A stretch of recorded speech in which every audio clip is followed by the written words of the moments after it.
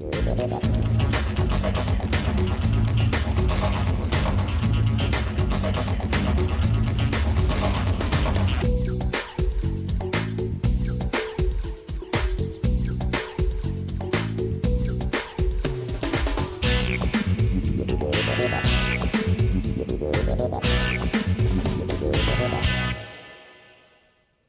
saludamos, amigas y amigos de Canal UCR, este medio televisivo universitario que se paga parcialmente con los impuestos que tributan los habitantes de este país. Ya queda claro que el resto se va de fiado en el déficit que coloca que financia el Ministerio de Hacienda. En esta ocasión tengo el placer de presentar con ustedes a un economista que yo admiro mucho, a don Roger Madrigal, que es el economista principal del Banco Central. Dicho así como en el lenguaje más coloquial, es el jefe de todos los economistas del Banco Central, y con él hablaremos una vez que el canal nos invite a hacerlo. Regresamos.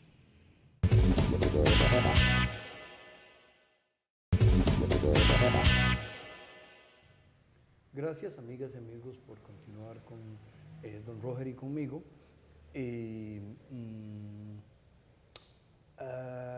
Quiero preguntarles si no solo en los bancos centrales, sino en los principales organismos internacionales existe la figura del economista principal, pero que yo sepa, en el mundo hay un solo economista principal que puede reparar un carro. Don Roger Madrigal.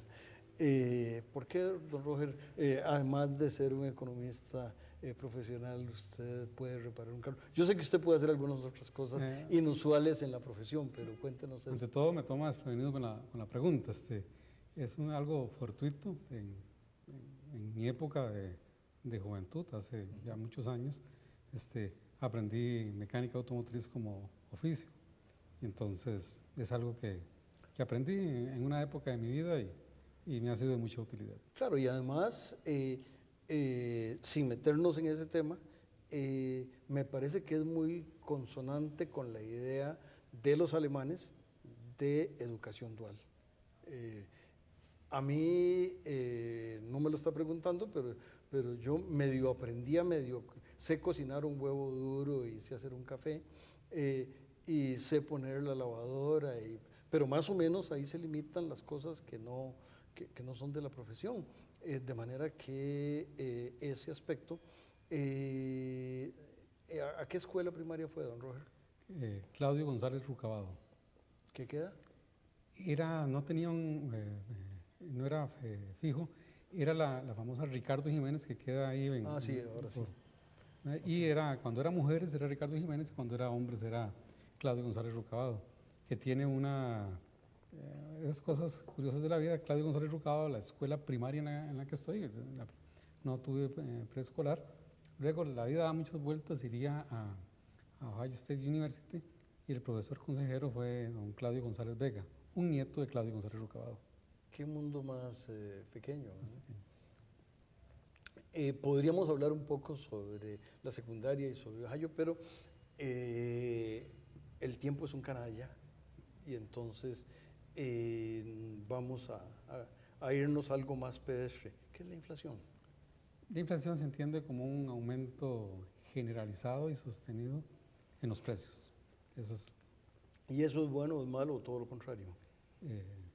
Bueno, como es un incremento en los precios, es una reducción del poder de compra de las personas, en general, digamos, de los consumidores. La inflación tiene el efecto de reducirle la capacidad de consumo que las personas tienen.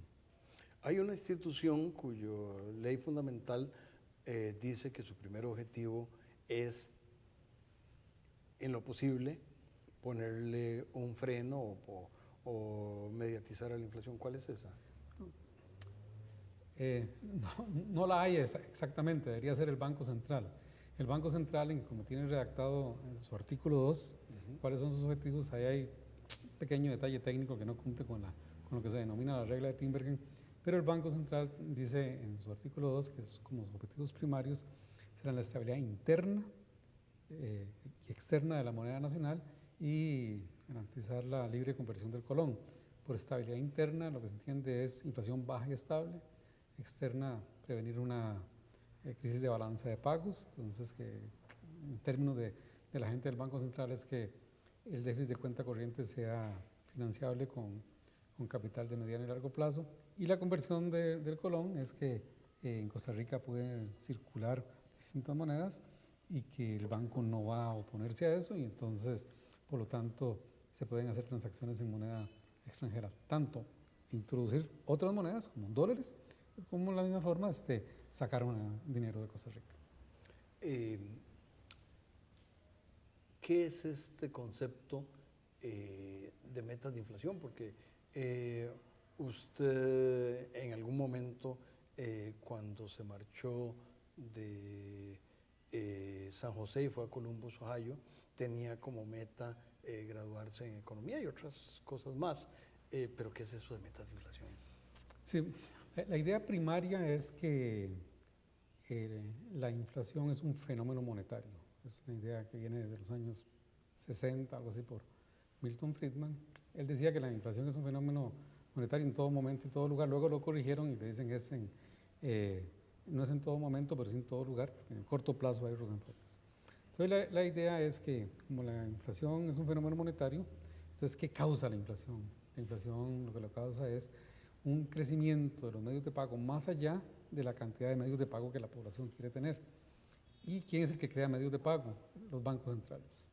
Entonces se ha visto muy natural que el que sea encargado de controlar la inflación sean los bancos centrales. Si es el que está creando o destruyendo dinero en la economía, entonces se le da al Banco Central la responsabilidad de tener en control la inflación.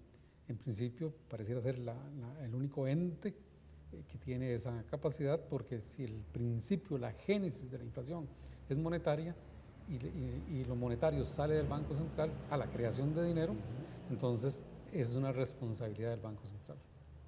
Y bueno, metas de inflación, lo que entonces se dice que hubo mucha confusión en alguna época de qué podían hacer los bancos centrales y modernamente hay toda una corriente de los años 90 hacia hoy, en que los bancos centrales, su principal objetivo es comprometerse a un nivel bajo y estable de inflación, es decir, un número explícito, visible. Entonces, el compromiso es, me comprometo que la inflación sea en el próximo horizonte temporal, tiene que ser 1, 2 años, 3 años, lo que sea, de que no sea mayor de 3%, mayor de 4%.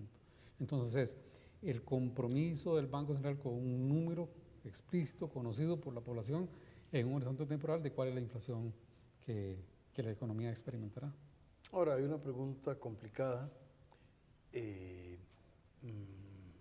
¿Por qué el Banco Central no se compromete a que el crecimiento de la producción sea del 7% estable? ¿O por qué el Banco Central no se compromete en que la violencia en Costa Rica decrezca de manera sostenida, o que la promoción en bachillerato aumente de manera importante? ¿Por qué no se compromete? No, le tengo todavía una mejor, ¿verdad? En una época se pensaba que los bancos centrales eran todopoderosos y se le asignaban una gran cantidad de objetivos. Y entre los objetivos uno podía ponerle ahí que clasifique para todos los mundiales, podría ser una meta del Banco Central. No, aquí es donde digo lo que hablaban antes de la regla de Tinbergen, lo que se dice es que si usted tiene N objetivos de política, tiene que tener N objetivos muy importantes, independientes, para lograr esos objetivos de política. Donde dijo N, imaginemos que dijo 4. Sí, si tiene 4 objetivos de política, entonces tiene que tener 4 instrumentos de política independientes. Y entonces ahí es donde entra el problema de ver si los podemos encontrar, esos 4 objetivos. Entonces uno puede pensar, esos 4 instrumentos, ¿cuáles son los instrumentos del Banco Central? Entonces, en materia de crecimiento, entonces primero hay que entender qué es el crecimiento. Primero, como dijimos, hay que entender qué es la inflación, si es un fenómeno monetario, ¿qué el crecimiento? ¿De qué depende el crecimiento? El crecimiento depende de la cantidad y calidad de los recursos que se tengan, depende de la tecnología, de algo muy, muy importante que a veces lo soslayamos, que son las instituciones. Instituciones definidas en un sentido sociológico como regla, conjunto de reglas para dirimir un conflicto, una fricción que exista. Entonces, el Banco Central, digamos, no tiene ligeramente en instituciones, tiene uno con promover condiciones de estabilidad macroeconómica, que son condiciones necesarias, pero no suficientes para lograr crecimiento. Entonces, ni la cantidad y calidad de los factores de la producción, ni la tecnología, ¿verdad? Son cosas que el Banco Central tiene instrumentos para eso. Entonces, te puede poner los objetivos, pero si no le da los instrumentos, entonces no lo va a lograr. Los instrumentos que tiene el Banco Central son monetarios, y entonces lo que es relacionado con lo monetario es la inflación. Entonces, para eso está, digamos, si existe una debida correspondencia entre los objetivos y los instrumentos del Banco Central. Claro, y aquí hay un tema, de alguna manera, cada país tiene su legislación y sus aspectos, pero si yo no entiendo mal, el Banco Central de Nueva Zelanda, si el presidente del Banco Central, que posiblemente se llama gobernador, pone una meta y no la cumple, tiene que ir a el Parlamento más o menos a presentar su renuncia o a explicar muy bien por qué no se logró.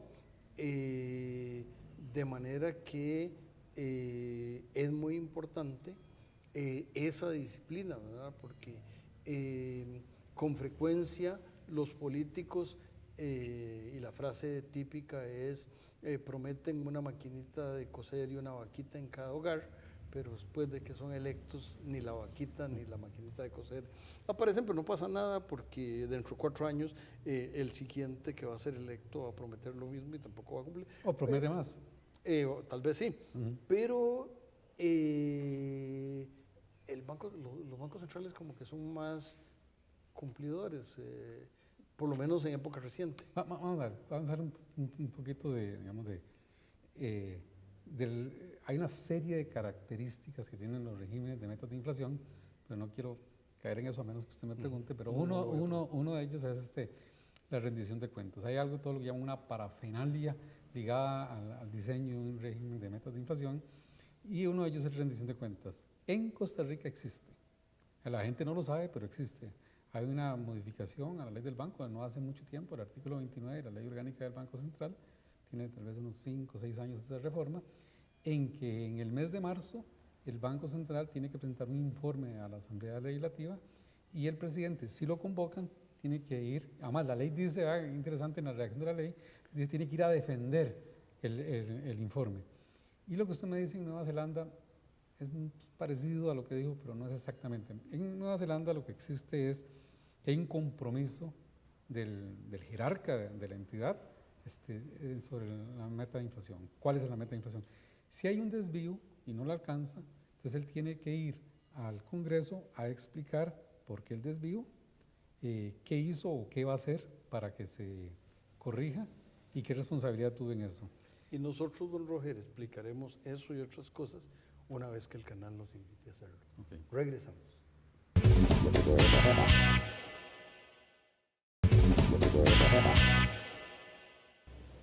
Gracias, amigas y amigos, por continuar, o bienvenidos los que apenas encienden a Canal UCR. Continuamos conversando con el economista principal del Banco Central, don Roger Madrigal, quien nos estaba explicando cómo es que en la realidad se cumple la regla, la parte, llamémosle, operativa, política de la regla de metas de inflación en Nueva Zelanda. Sí, les estábamos conversando es que hay un compromiso formal, ya dijimos, hay un número específico de inflación de 3 en tal periodo y que el banco utilizará todos sus instrumentos de política para lograr ese objetivo. Pero puede ser que no, la inflación depende de factores monetarios y de otros factores. En el caso de Costa Rica, si pasara en algún momento, como ya ocurrió en el pasado, que el precio del petróleo se va a $150 el barril, eso tarde o temprano nos va a golpear y habrá un incremento de precios y podrá verse pues, durante cierto tiempo como un aumento de la inflación. Entonces, si hay un desvío de la meta, en este caso el gobernador tiene la obligación, como decía, de ir a explicar qué pasó, por qué se desvió, qué hizo o cómo lo va a corregir. Si no es lo suficientemente convincente ante el Parlamento de lo que hizo por salirse del compromiso que tenía, entonces eso podría ser causa de remoción. Entonces es muy fuerte en ese sentido, es un avance en ese sentido institucional, o sea, del conjunto de reglas con que la sociedad funciona, porque le está diciendo, señor, usted básicamente no está haciendo bien su trabajo y como no lo está haciendo bien, vamos a buscar a otra persona. Exactamente. Entonces, bueno, en Costa Rica no hemos llegado a tanto, pero sí existe, como le digo, una reforma relativamente reciente, hablamos 6 años, una cosa así, de ir a la Asamblea Legislativa, se presenta un informe, se publica en el sitio web del banco, la Asamblea lo recibe, solo como en 2 o 3 oportunidades creo que ha llamado al presidente del banco para explicar y se dan las explicaciones del caso. Lo que ocurre es que en los últimos años el banco ha cumplido, entonces no se observa, digamos, que haya mayor conflicto por ese sentido. El problema es cuando hay el incumplimiento.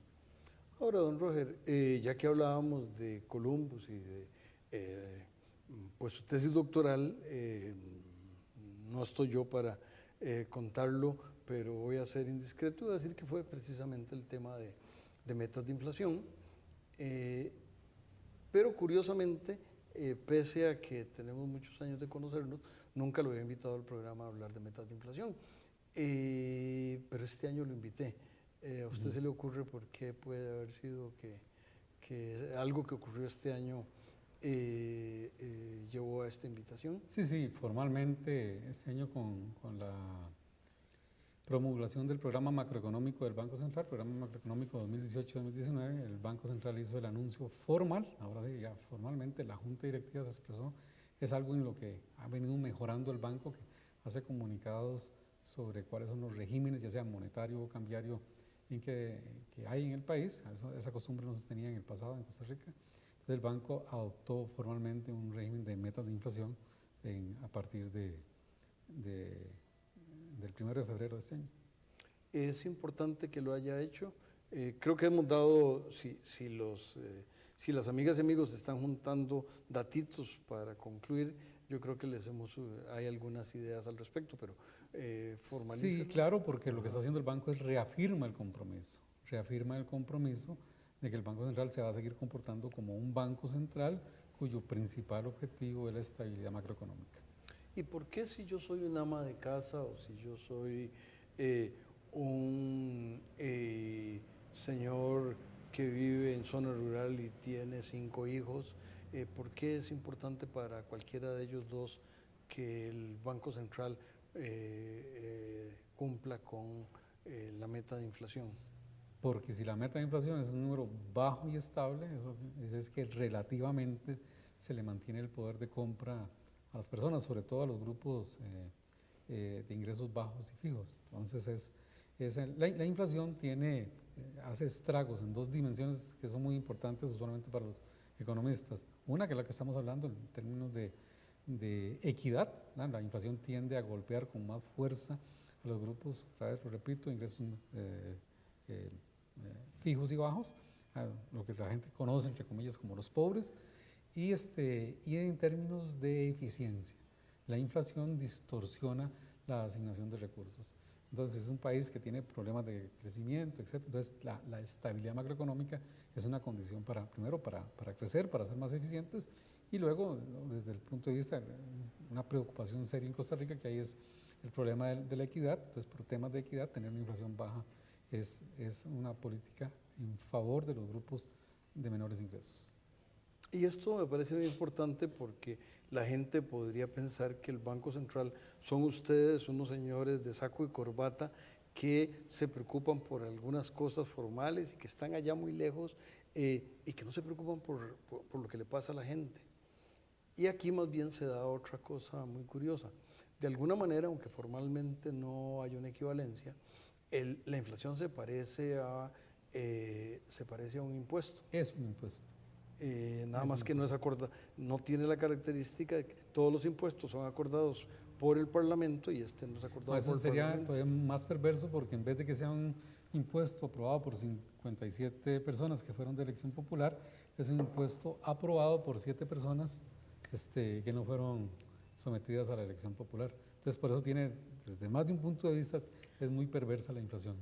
Claro, y además, una de las cosas que llama la atención es que uno encuentra grupos que se manifiestan y hacen paros y no van a trabajar para que no aumenten los impuestos, pero nadie hace paro para que la inflación no suba o nadie hace fiesta porque la inflación en Costa Rica en los últimos años, digamos en los últimos 5 años en promedio debe haber andado por ahí del 1%, no importa el dato si es exacto o no. Y nadie ni le puso una estrellita en la frente al presidente del Banco Central, ni hizo fiesta, y eso llama la atención. ¿Por qué la gente no...? Le voy a dar un dato, digamos, la inflación del mes de abril muy probablemente sea una inflación igual, baja. Entonces, en términos interanuales, la inflación al mes de abril estará por debajo del 3%. Entonces, si nosotros vemos, tenemos 39 meses, ya sería el 39º mes consecutivos que tenemos inflaciones de 4% o menos. Un periodo similar, de similar duración, de 39 meses, con inflación de 4% o menos, lo tuvo la economía costarricense entre 1964 y 1967.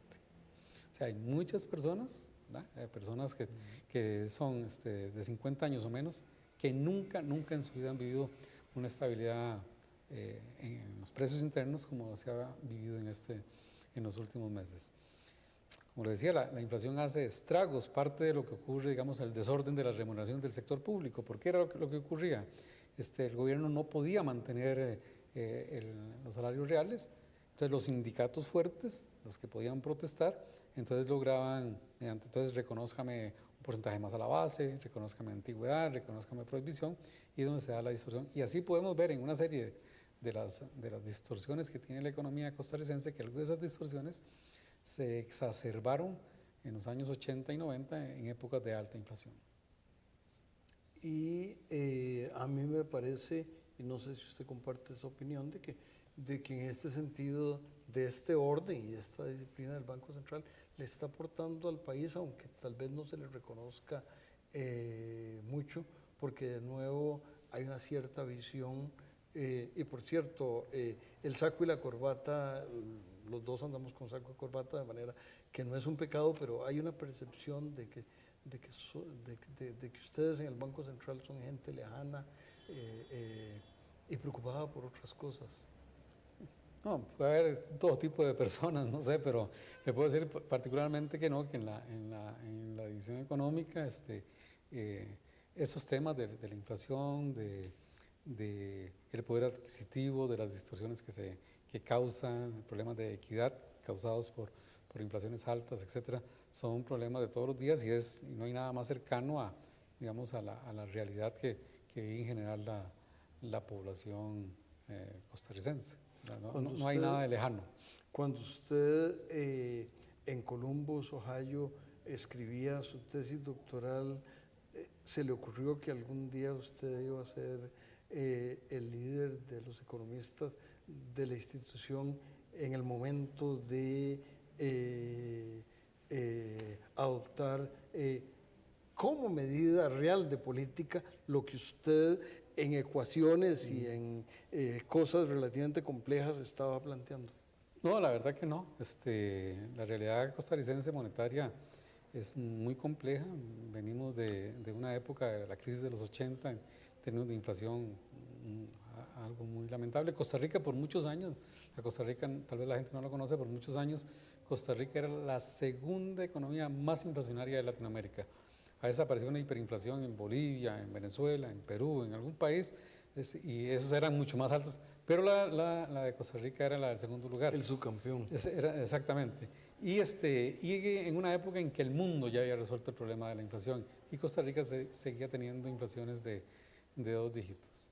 Llevé un curso con un profesor Houston McCulloch, que está en el tribunal de la tesis, en que nos puso a leer un artículo de William Poole. Y en el contexto de los años 70 era de cómo un banco central debía usar los instrumentos de política monetaria para lograr el crecimiento, lo cual es una idea como errónea. Pero yo tomé esa idea y digo, cambiemos, la pregunta es muy parecida, nada más cambiemos cómo un banco central debe usar los instrumentos de política monetaria para lograr no un objetivo de pleno empleo, sino un objetivo de inflación, que es lo que hacen los bancos centrales. Y me encontré en esa época que había era naciente en esa época un conjunto de literatura de metas de inflación. O sea, yo cuando empecé a escribir sobre eso, no sabía que ya el término se estaba acuñando en esos momentos como metas de inflación. Eso fue en mediados de los años 90. Más adelante ya vendría toda la literatura y demás mucho más formalmente. Pues este es un tema que es muy, que le ha dado mucho seguimiento Klaus Schmidt-Hebel, que es un economista, fue economista principal de un organismo internacional muy famoso en París y que fue funcionario del Banco Mundial y que tiene una esposa e hija de costarricenses, pero